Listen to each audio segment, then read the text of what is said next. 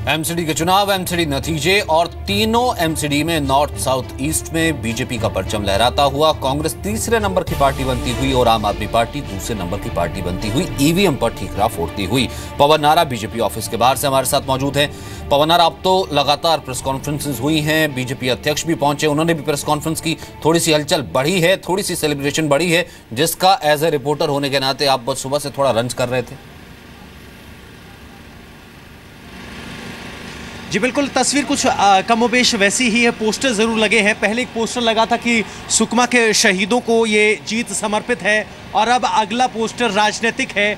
आपने एमसीडी के चुनाव में एक पोस्टर देखा होगा, केजरीवाल या फिर विजेंद्र गुप्ता।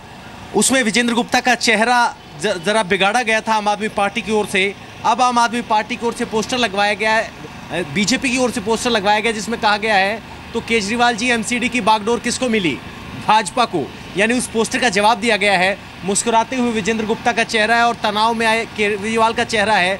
नीचे लिखा गया है, दिल्ली वासियों को बधाई, केजरीवाल की हैसियत बताई। तो इस तरह से अब पोस्टर का जवाब पोस्टर से दिया गया है, क्योंकि अब नतीजे बीजेपी के फेवर में हैं।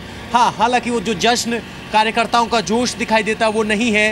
कुछ ढोल वाले ज़रूर आए थे, जिनको हाथ जोड़कर वापस कर दिया गया। कहा भाई, हम ढोल के साथ इस जीत को सेलिब्रेट नहीं करना चाहते, आप वापस चले जाएं। वो चले गए और यहाँ फ़िलहाल नेता आ रहे हैं, कुछ लोगों से मिल रहे हैं और चले जा रहे हैं। ऐसा कार्यकर्ताओं का हुजूम नहीं है। शायद ये संदेश हर जगह पहुँच गया कि सुकमा में जो जवान शहीद हुए हैं, उसके बाद से बीजेपी जश्न नहीं मनाएगी। जी ठीक पवन। हरिशंकर गुप्ता जी, एक चीज़ मैं आपसे जानना चाहूँगा कि यहाँ पर अजय माकन कह रहे थे लगातार 9% की लड़ाई हम सिर्फ लड़ रहे थे, यहाँ से जो भी गेन हुआ है वो तो हमने गेन ही किया है, ट्रेडिशनल वोट बैंक हमारे साथ वापस आ रहा है।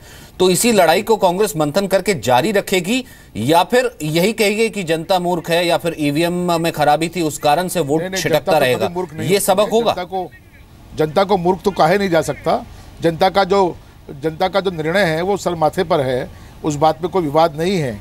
और ये भी निश्चित है कि हम लोगों का 9% का जो वोट बैंक था, वोट पड़ा था 2015 के अंदर, उसमें काफ़ी बढ़ोतरी हुई है। और अब इस समय हम लोग जो है 23-24% के ऊपर हैं। तो ये तो बात दोनों बात सही है।